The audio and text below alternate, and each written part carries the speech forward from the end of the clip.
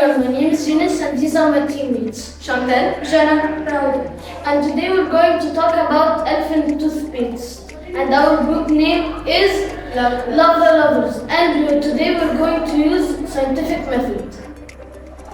Our question was, how can we create a safe and exciting foam eruption using a chemical reaction?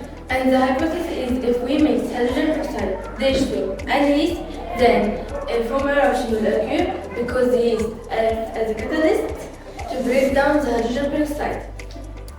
Materials are hydrogen peroxide, yeast, no water, container, tray to catch full potassium iodide.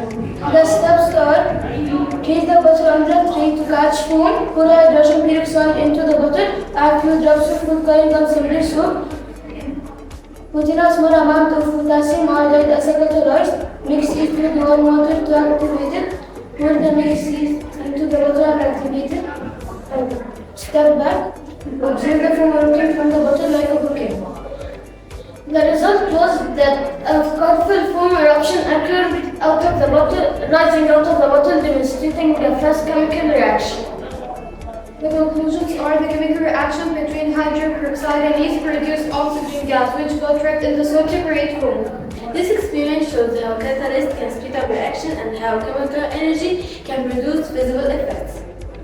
Our group name is Lava Lovers.